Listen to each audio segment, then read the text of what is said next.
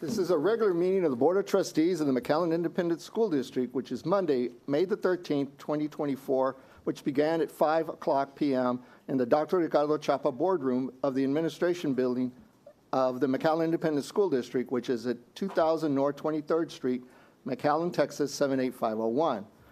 Items listed on this agenda may be taken in order other than shown on this agenda. Unless removed from the consent agenda, items identified within the consent agenda will be acted on at one time. At this meeting, there will be discussion and action by the board on items and subjects listed as follows. The meeting was called to order at 5 p.m. We now move to item number 2, which is moment of silence.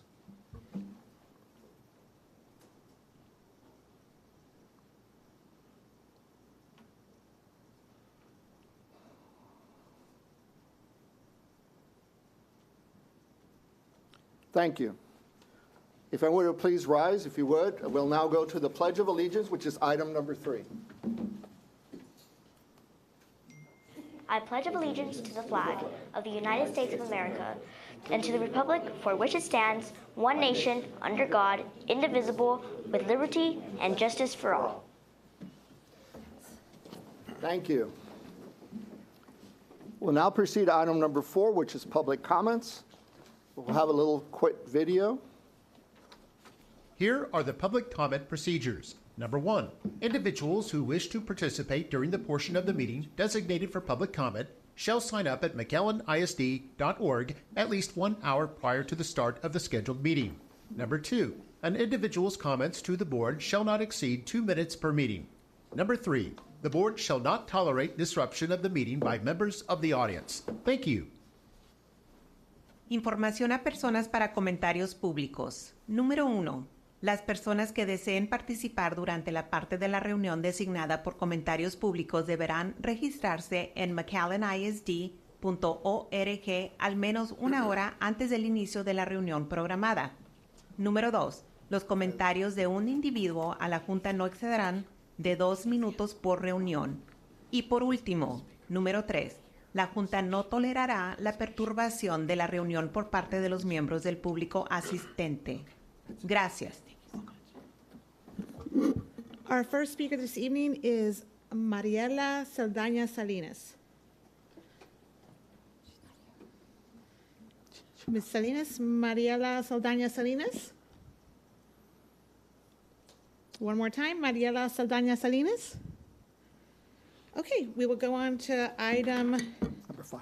5. Thank you. Superintendent's report. 5A, Sanchez Teacher Earned State Award. Dr. Gutierrez. Yes, we have some exciting news. Last week, one of our elementary teachers earned a state award as part of the HEB Excellence in Education Awards program. The school, Sanchez Elementary, held a surprise reception for this teacher, and we have a video to show the board and the community of the surprise that we gave this teacher at Sanchez Elementary. Go ahead and play the video.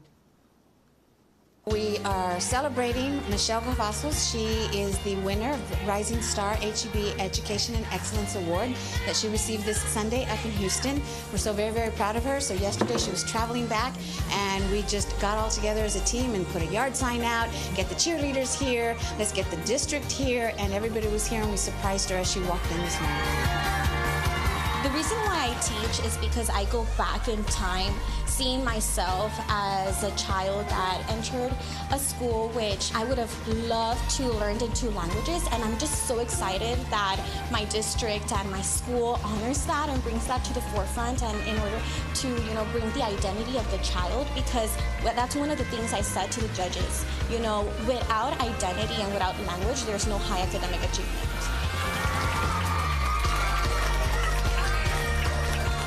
She just brings it. She has such passion and joy that she just works with her students, and she just wants every child to succeed. She's just phenomenal.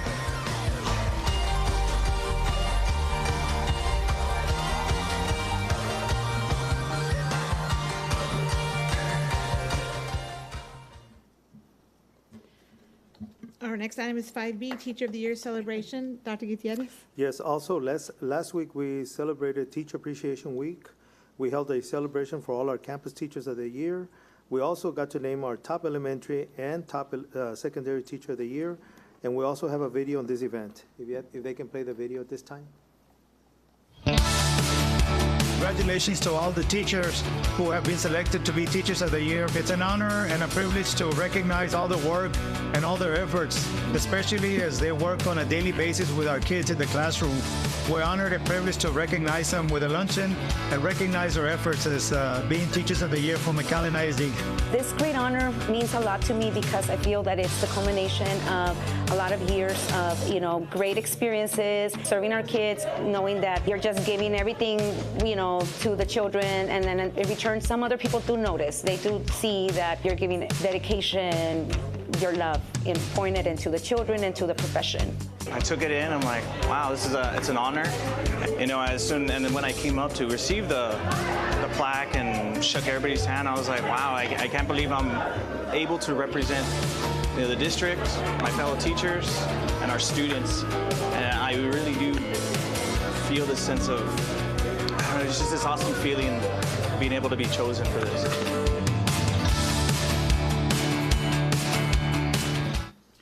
It was a wonderful event we attended. We have the most incredible teachers, and it's so nice to be able to highlight them. We're at 5C, Student Entrepreneur Final Pitch. Yes, students recently presented their ideas to judges in our final pitch for Uncharted Learning presented by Incubator.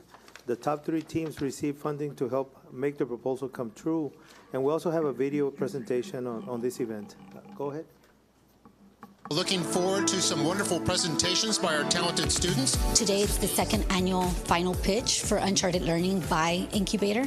And it's a program that's a year long. This is our second year that we've hosted this program in our district, and it pretty much prepares students for life. So today they're here to compete. They're here to showcase their final product, and as you saw, they did an amazing job. These 3 pair of jeans are the same brand, the same style. This program allows you and allows every single student participating, no matter if they're into the final pitch or not, to have that knowledge of how to start it, to do the hands-on of communicating with people all over the community to make your product possible. Little demo, prototype version of the game that we're planning to create. Program is a growing experience not only for us as a district but for the students, and it provides them the foundation to keep on going and eventually open up their LLC and continue with their business. And we want partners, we want community members to come out. Spread the word to increase our audience. So Boosties is sugar-free gummies that are meant for people, for high school students that want energy, but they don't want to get energy drinks. They don't want to drink high caffeinated stuff. Also for diabetes. A lot of people struggle with diabetes. We have already conducted our MVP test by conducting a feedback survey amongst those who have already sampled our gummy. This was a great experience for me, and it really developed my love for business. And I'm so passionate about pitching now, and I love it. This is my favorite thing to do now. We got a good foundation, good team, good mentors. I think I'm pretty confident that they're going to go far. Boosties. So something we agreed in our team is we want to continue our product. We want to continue going further with this because we know this is a multi-million-dollar idea that could expand to so much more.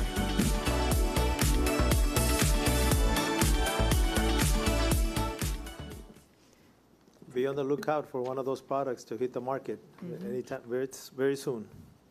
Madam President, if I may briefly interrupt, I would like to move to reorganize the agenda to bring up item 10D1 to before consent. Second.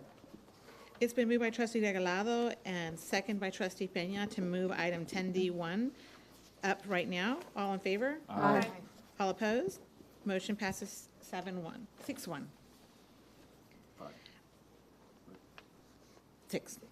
10D1, report regarding the delinquent tax collections for the period of January 1, 2024 to March 31, 2024. Dr. Gutierrez? Yes, Ms. Kelly Salazar, partner for Lineberger, Gogan, Blair, and Sampson, LLP, will present the delinquent tax collections report from January 1st, 2024 to March 31st, 2024. Go ahead, Ms. Salazar. Thank you, Dr. Gutierrez, President Alizada, and esteemed members of the board. I'm here to present the third quarter collection report for the period of January 1st through March 31st, 2024. As always, our delinquent tax collection program on behalf of McAllen ISD focuses on 2 basic premises. One more page. It's first to collect from the delinquent taxpayer first, and secondly, use the tool of litigation only as a final option to collect. During this reporting period, we completed 2 demand mailings, mailing over 2,300 statements to delinquent taxpayers in the district. We received and made 872 phone calls, had 120 payoff requests, and knocked on 37 doors of delinquent taxpayers in this district to educate and inform them about their delinquency and do our best to get them to a payment agreement. Regarding lawsuits, we have filed 31 lawsuits, disposed of 35, and we have 30 lawsuits currently pending, representing over $262,000 owed to McAllen ISD in base, penalty, and interest. Regarding the collection highlights on the next page, you'll see the third quarter collection highlights. We collected over $306,000 in base this quarter, over $114,000 in penalty and interest, for total collections of over $421,000. Regarding year-to-date collections, because that's a drop in the third quarter collections, but you'll notice year-to-date we're on par with the total collections for the district. We've collected over $1.6 million in base, over $488,000 in penalty and interest, for over $2.1 million in total collections year-to-date. Looking forward to the next quarter and towards the end of the fiscal year for McAllen, we'll continue monitoring and advocating those cases in judgment, monitoring cases that are currently in bankruptcy that owe to the district, continue with our mailing program, and schedule property delinquent tax sales as necessary. That concludes my report. I'd be happy to answer any questions that you might have. I do have one question, Ms. Salazar, on the, you had, I think on the slide, the previous one, if we could go back to it. Is there anything in particular that you could attribute the drop in collections to? That's an excellent question, and a factor that is responsible in part for that drop are refunds, which I think we've discussed before at the board. In this quarter alone, there were over $100,000 issued in refunds, which were taken, in this case, from the delinquent tax collections from the district.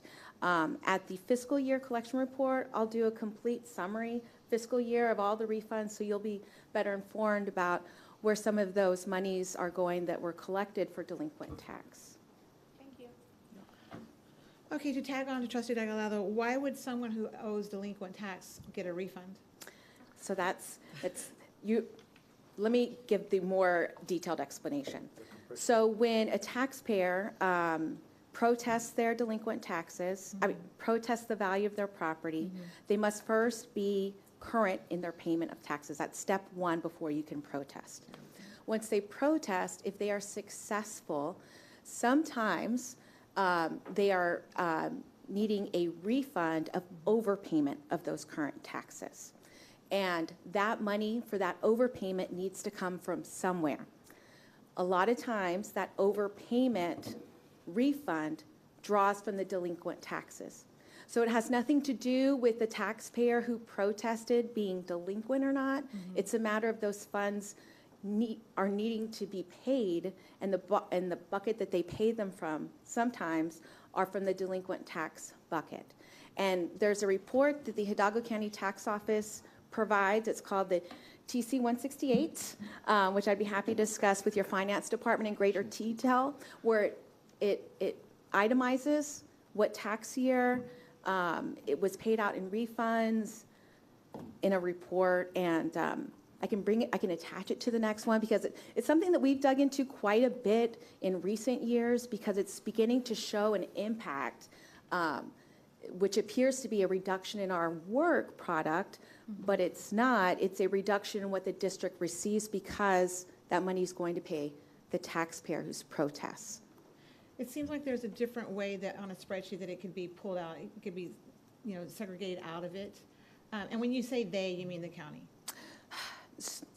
The appraisal district is the one that's responsible for the outcome of the protests. And yes, I guess it's the tax office. I'm not sure who actually cuts the check for the refund, but the tax office does provide the backup and the identification of what amounts were issued in refunds and the account numbers that they're on.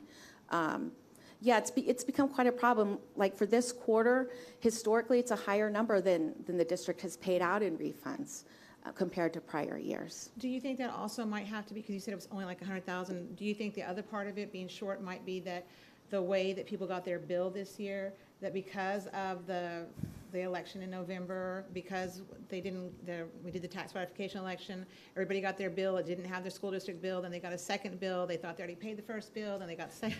Do you think that attributes to it? You know, I think that's part of it, Trustee Alisada, and I think another thing is people are becoming more engaged and informed about the protest procedure and what they need to do. And, you know, people are sometimes upset about their values. What can I do? Oh, okay, let me protest. And more of them are being successful maybe, but it's an important topic, I think, to be informed about because we're starting to see it impact the revenue that's coming to the districts. So I'll be happy to do a little larger explanation the fiscal year end. I think it's important to be a little bit more informed on it. That'd be great. Trustee Saldivar. That's what I was going to ask for. Okay. Thank you. Okay. Thank you, Ms. Saldivar. Thank you. Okay, we're now at item 6, recognitions. We have none this evening. Item 7, proclamations. We have none this evening. Item 8, donations. We have none this evening. Item 9, consent agendas, 9A through C. Move to approve 9A through C on the consent agenda. It's been moved by Trustee Saldivar and second by Trustee Regalado to approve item 9A, 9B, and 9C. All in favor? Aye. What did I say? I'm sorry. Trustee Rivera. Rivera. All in favor? Aye. All opposed? Motion passes 6-0. Item 10, instruction services, instructional leadership, human resources, business and operations, and board of trustee items. 10A, instruction service items, Dr. De Hoyos. 10A1, discussion and possible action on interlocal agreement number 2024-358, school health and related services, otherwise known as SHARS, program with Houston Independent School District. Dr. Gutierrez? Yes, the administration utilizes this agreement for third-party Medicaid billing services. We have Ms. Maribel Elizondo, Executive Director, Special Education, as well as Dr. De Hoyos. They're available to answer any questions, and as an administration, we are recommending action on this item. Madam President, before we have a motion, are you going to do a presentation on this? Yeah, that's what I was going to ask. No, it was just available for question. Then if there's no presentation, I have a question. One of the concerns that has come up, and we were talking about it, Dr. De Hoyos, with Trustee Kittleman and myself earlier, and as you may be aware, last year we had this concern raised that in preparing the documentation to submit to Houston ISD to make these arrangements to receive the Medicare fund on our behalf, that sometimes our staff is they're not able to print the documents that they're required to print, and so they're having to make a duplicate. And so they're entering electronically, and then they're creating a paper document. Can you walk us through as to how that's happening and why? Ms. Elizondo, before you respond, just a matter of housekeeping. I'm going to go ahead and make a motion. So the motion's being made by Trustee Alisada, a second. Second. By Trustee Saldivar. We will not vote on the motion. We will not have discussion. Please, thank you. I'm sorry. No, Okay. thank you. So the state requires that we submit documentation and that we keep documentation of all staff, paraprofessionals, related service providers that provide a service to our students that we're billing.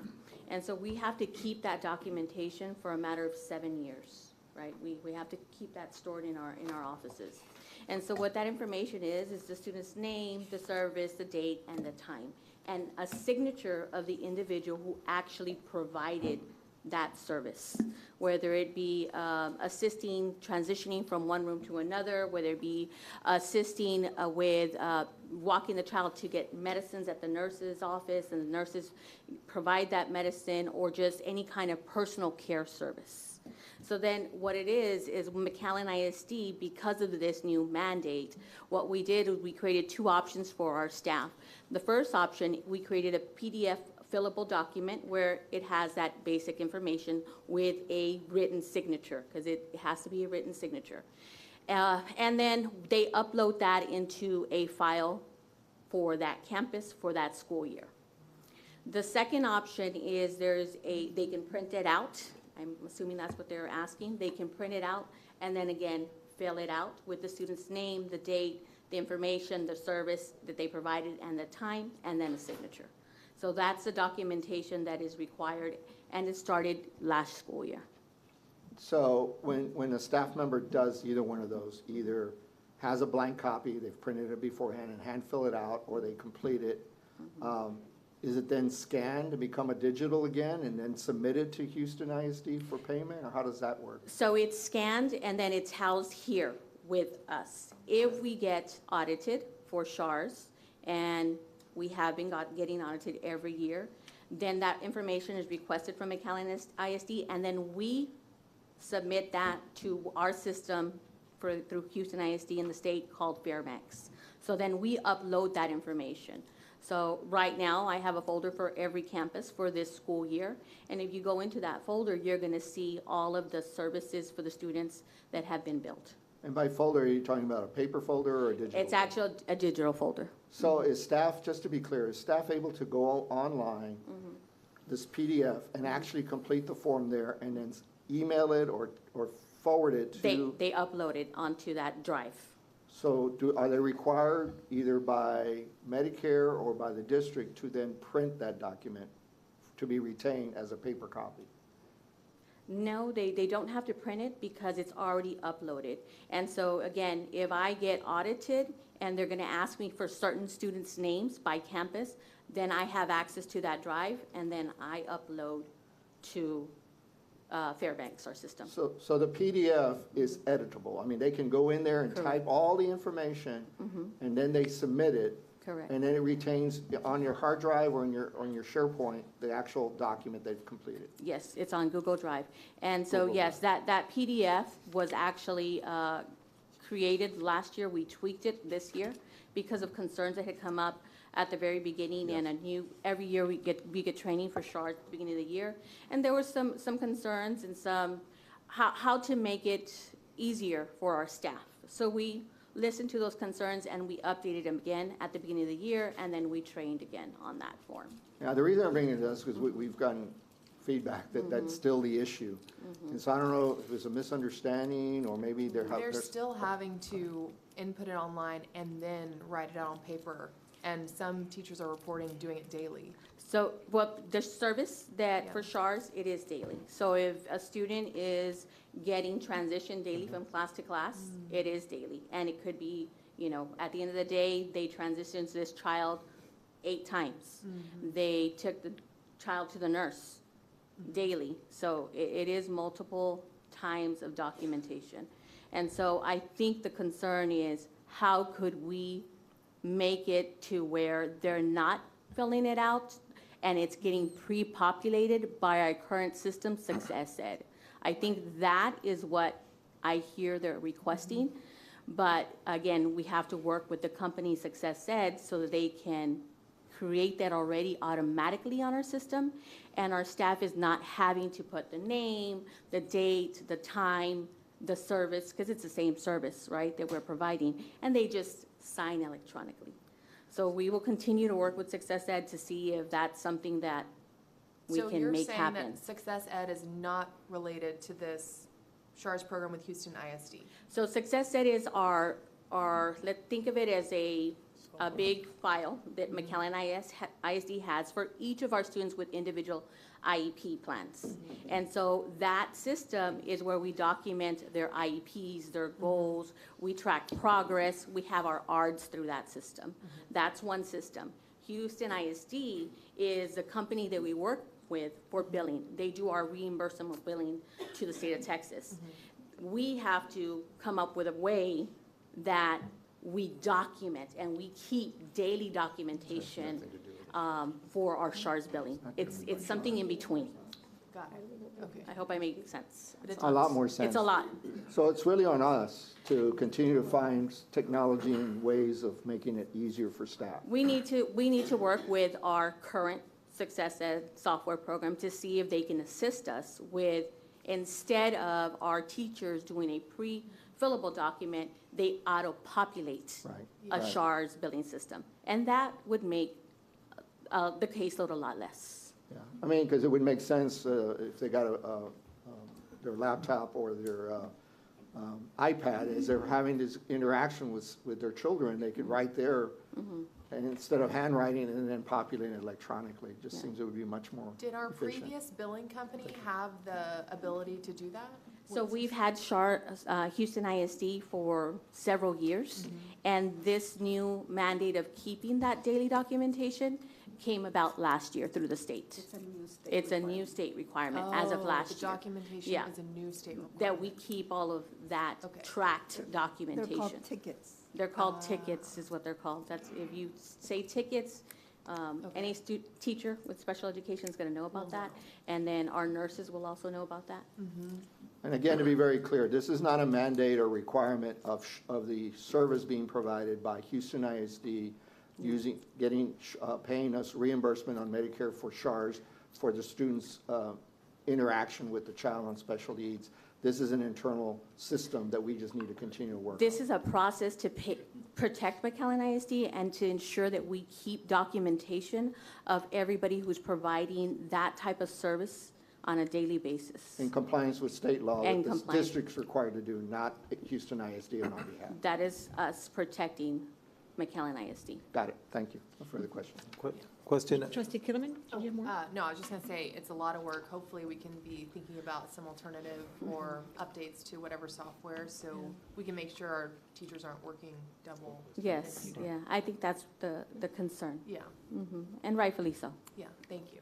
Yes, Dr. Gutierrez, you had a question? Yes, Ms. Solis, on the $35,000 annually, what was before, and now that this new approval is at $35,000, are we saving there at that, with that amount? Yes, sir. So right now, we are still in the middle of billing for this school year and closing that this school year up. But we would be saving approximately $18,338 by continuing with Houston ISD this school year, because we would be paying a flat rate of $35,000 plus the every Technology. year $1,200 technology fee. So it's a savings of $18,338. Okay, thank you. Excellent. I do have a follow-up question. Trustee Salazar. What is the return to the district reimbursed for the time and effort of our staff to interact with the children from Medicare coming through this program? I couldn't give you a number at the top of my head. I can look for it for you and give you that information. At some point, if you could share that with the superintendent when he does his weekly report to the board, he can just include it. Okay, That'll be I good will. enough. I definitely will, sir. Thank you. Okay, no further discussion. There is a motion made by Trustee Aliceta and a second made by Trustee Saldivar. All in favor? Aye. All opposed? Motion passes 6-0. 10B, instructional leadership items with Jeanette Nino. There is no thing this evening. 10C, human resources items, Lorena Garcia. There is nothing this evening. 10D, 1, we've already acted on. 10D2, report regarding taxes collected for the quarter of January through March 2024. We've already acted on 10D. Yeah, that was. We moved that up. It was That's Lorena's item. 10D1, 10D2 was Kelly's. But 10D1 was 10D1 is ours. So we're now on 10D2. 10D2. Yes. Correct. Yes. Oh, okay, I'm sorry, yes. So Dr. Gutierrez. 10D1. Yes, Ms. Lorena Garcia, Deputy Superintendent for Business and Operations, will report on taxes collected by the Hidalgo County Tax Office on behalf of McAllen ISD for the quarter of January through March 2024. Go ahead. Okay. We have provided you with the 3 monthly statements from the assessor collector for the McAllen ISD taxes collected from January, February, and March 2024. I will go over the March 2024 since that's cumulative, and taxes collected to date for the 2023 tax roll is $81,437,162.78. When you also consider the 2022 and prior years and the rollback, that gives us a grand total of $83,221,294.08.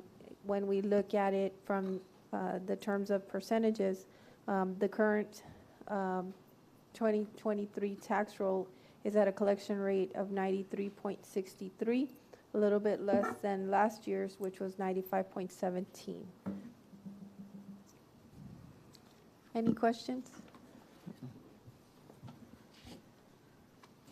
This item was for information purposes only, so we're now on to 10D3. Discussion and possible action of the McAllen Independent School District April budget amendment for fiscal year beginning July 1, 2023 and ending June 30, 2024. Dr. Gutierrez. Yes, administration is recommending the approval of the April 2024 budget amendment for the 23-24 fiscal year. And we're recommending action on this item. Madam President, I move to approve the McAllen Independent School District April budget amendment for the general fund, debt service fund, and capital projects fund for the fiscal year beginning July 1st, 2023, and ending June 30th, 2024. Second. Is there any discussion? And would you like to see the presentation, anybody? Okay, it's been moved by trustee Saldivar and second by trustee Rivera to approve the April budget amendments for fiscal year July 1, 2023, ending June 30, 2024. All in favor? Aye. All opposed? Motion passes 6-0. 10D4, discussion and possible action on the application for the optional flexible school day program. Dr. Gutierrez. Yes, we're recommending that the approval of the optional flexible school day program application for the 24-25 school year, and we're recommending action on this item. So moved. Second. It's been moved by trustee Regalado, second by trustee Saldivar. Would anybody like any discussion or a presentation? All in favor? Aye. All opposed? Motion passes 6-0. 10D5, discussion and possible action on request for qualifications number 2024-1047, financial advisor services. Dr. Gutierrez. Administration solicited statements for qualifications for financial advisor services. We are recommending action on this item. It's a three-part motion, and if there's any questions, Ms. Lorena Garcia or Ms. Iris Luna are here to answer any questions on this item. Madam President, I move that the Board of Trustees approve the ranking of requests for qualifications number 1047, financial advisory services for the term of 5 years with the option of renewal for 2 additional one-year terms. Second. It's been moved by trustee Saldivar and seconded by trustee Regalado, and I just want to make sure that we all understand that the firm winning it is Estrada Hinojosa and Company. All in favor? Aye. Aye. All opposed? Motion passes 6-0. Madam President, I move that we approve that administration begin negotiations with the highest-ranked firm. If the district is unable to negotiate a satisfactory contract with the selected firm, the district shall formally and in writing end negotiations with that firm and proceed to the next firm in the order of the selection ranking until a contract is reached or all submittals are rejected. Second. It's been moved by trustee Peña and seconded by trustee Rivera to approve the administration begin negotiations with Estrada Hinojosa and Company. All in favor? Aye. All opposed? Motion passes 6-0. Madam President, I move that the Board of Trustees authorize the superintendent to execute a contract once contract negotiations have been successfully achieved. Second. It's been moved by trustee Rivera, seconded by trustee Peña to authorize the superintendent to execute the contract. All in favor? Aye. All opposed? Motion passes 6-0. Item 10D6, discussion and possible action on request for proposal number 2024-1033, workers' compensation insurance, self-funded claims administration services, and stop-loss insurance. Dr. Gutierrez. Administration solicited proposals from vendors for workers' compensation insurance, self-funded claims administration services, and stop-loss insurance for best value pricing. Mr. Silva, our Director for Employee Benefits and Safety and Risk Management, is here to answer any questions, and we are recommending action on this item.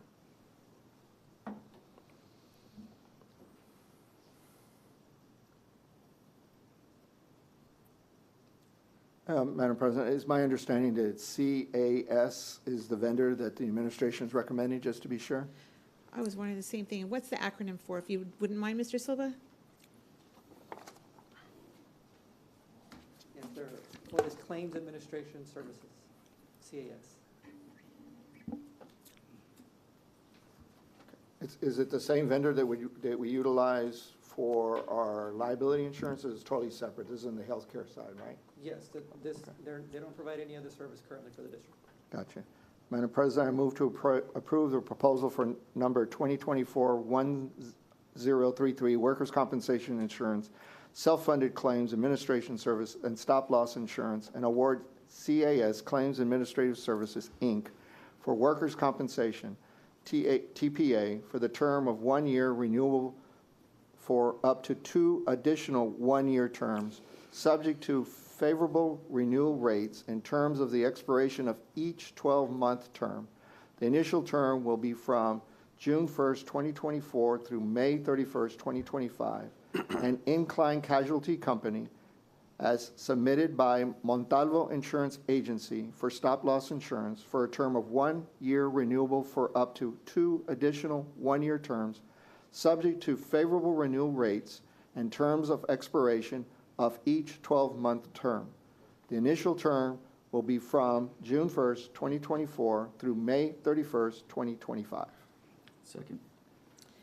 Okay, it's been moved by trustee Saldivar and second by trustee Rivera, and the short version is claims administration services will be the awarded administrator, right, for the workers' compensation, and then Montalvo Insurance is the stop loss. Within Klein. Within, okay. With Incline Casualty Company. Okay, all in favor? Aye. All opposed?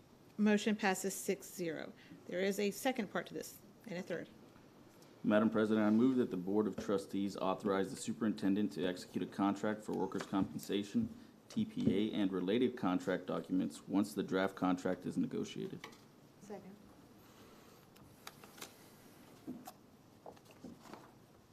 Okay, and to be clear, so that the workers' compensation is through Montalvo. Okay, it's been moved by trustee Rivera, second by trustee Kittleman. All in favor? Aye. All opposed? Motion, Oh, go I ahead. think we need clarification. It's not through Montalvo in this case. No, the claims administration services are with CAS.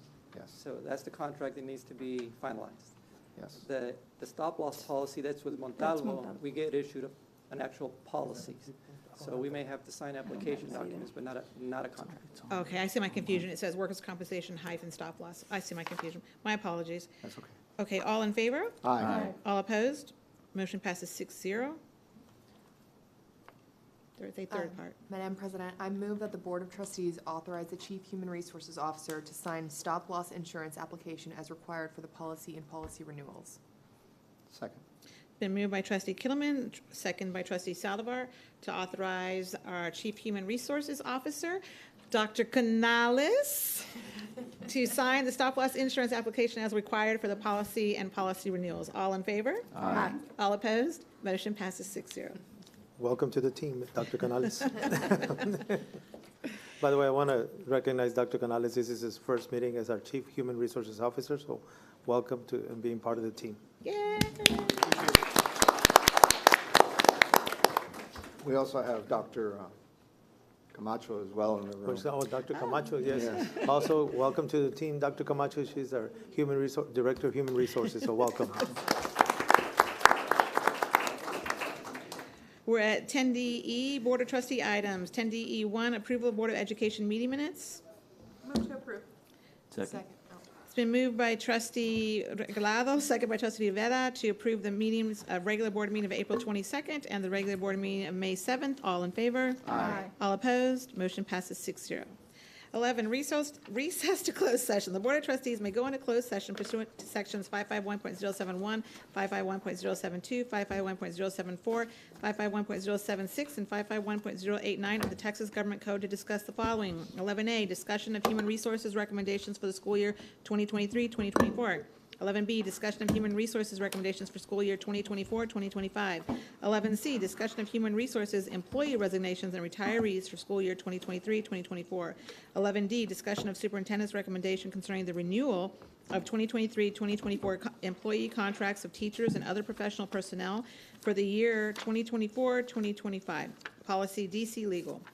11E, discussion of superintendent's recommendation concerning the non-renewal of term contracts of employees at end of year, policy DFBB local and policy DC legal.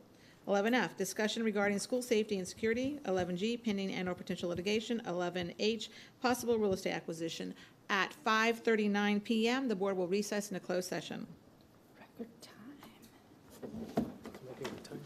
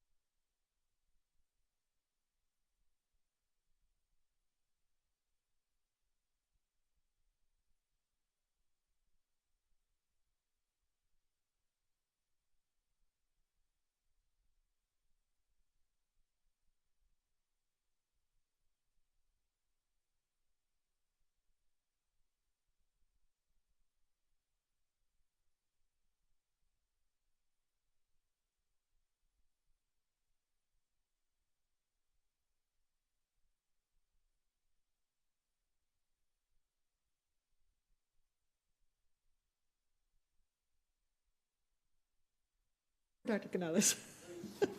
We're hazing him. It is 6:11 PM and we are reconvening. We are at item 13, action of items in closed session. 13A, discussion and possible action of human resources recommendations for the school year 2023-2024. Dr. Gutierrez. Human Resources is submitting a list of recommendations for the 23-24 school year under a separate cover that were discussed during closed session. Administration is recommending action on this item. Move to approve. Second. It's been moved by Trustee Peña and second by Trustee DeVetta. All in favor? Aye. All opposed? Motion passes 5-0. Item 13B, discussion and possible action of human resources recommendations for school year 2024-2025. Dr. Gutierrez. Human Resources submitted a list of recommendations for the 24-25 school year under a separate cover. This was discussed during closed session. We're recommending action on this item. Actually, would be no action. We didn't have any for this one. So no action. For information purposes only. Correct. 13C, discussion of human resources, employee resignations, and retirees for school year 2023-2024. Dr. Gutierrez. Human Resources submitted a list of resignations and retirees for the 23-24 school year under a separate cover. This was discussed during closed session, and this is for information purposes only. Item 13D, discussion and possible action of superintendent's recommendation concerning the renewal of 2023-2024 employee contracts of teachers and other professional personnel for the 2024-2025 school year, policy DC legal. Dr. Gutierrez. As per DC legal, superintendent has the sole authority to make recommendations to a board regarding the selection of all personnel. A board may accept or reject a superintendent's recommendation regarding the selection of district personnel. The list being provided by Ms. Olga Mendez, Director of Human Resources, to the board are those current contract employees being recommended to receive a term or probationary contract for the 24-25 school year. Administration is recommending action on this item as discussed in closed session. Move to approve. It's not on here. Let's second. It's been moved by Trustee Peña and second by Trustee Rivera. One moment, please. Just a housekeeping issue. I don't see the probationary one. I know it's not on this one. But It's in the, Just trying to make sure, we're on 10D. Does this include probationary as well, or is this just? 11D. Just, I mean, 13D. I don't think it includes the probationary. it does say it in what I read. We're just trying to, yes. Okay, so this is the long list and the shorter list. Right. Okay. So this was been moved by Trustee Peña, second by Trustee DeVetta. And Madam, I'll abstain for this. Trustee Kittleman will be abstaining. So all in favor? Aye. So the motion passes 4-0-1. Madam President, Is that right? 5-0-1. 5-0. Yeah. With one abstaining. Trustee Saldivar? It's actually 5-1. 5-0. 5-0-1. 501, that's correct. The second motion, I move for the Board of Trustees to direct the superintendent to rectify employee intended, to rectify or to proceed to rectify the employees intended to receive a 2024-2025 Chapter 21 contract. Hope that made sense. This is basically to authorize me to approve I a second. contract 24-25 that may, perhaps was not on this list, but if it needs to be given a contract because we missed them, then I would be able to approve that That's contract. exactly what it was. Yeah, second it. Okay, it's been moved by Trustee Saldivar, second by Trustee Peña. Any further discussion? Everyone understands what they're voting on? Yes. All in favor? Aye. All opposed? Motion passes 6-0. Now we're at 13E. Discussion and possible action of superintendent's recommendation concerning the non-renewal of term contracts of employees at the end of the year, policy DFBB local and policy DC legal. Dr. Gutierrez. As per policy DFBB local, a recommendation for proposed non-renewal shall be supported by any relevant documentation. The final decision on the administrative recommendation to the board on each employee's contract rests with the superintendent. The list being provided by Ms. Olga Mendez, Director for Human Resources, to the board are those current term contract employees being recommended for non-renewal for the 24-25 school year. Administration is recommending action on this item as discussed in closed session. Madam President, I move to approve. It's been moved by trustee Rivera, second by trustee Regalado. All in favor? Aye. All opposed? Motion passes 6-0. 13F, discussion regarding school safety and security. That was for information purposes only. Item 13G, pending and/or potential litigation. Mr. Ball. Thank you so much. 13H, possible real estate acquisition. Mr. Ball. 14, schedule of future meetings. 14A, special board meeting of board recognition meeting at McAllen, May 20th at 5 p.m. 14B, special board meeting, student recognitions. Oh, no, I'm sorry. 14A, special board meeting, board reorganization is May 20th at 5 p.m. at McAllen Auditorium. 14B, special board meeting, student recognitions, May 20th at 5:30 p.m. in the MAC Auditorium.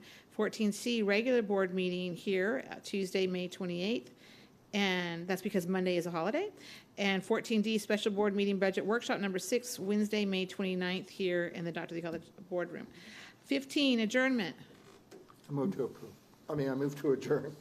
Second. It's been moved by trustee Salazar and second by trustee Peña to adjourn at 6:17 p.m. All in favor? Aye. All opposed? Motion passes.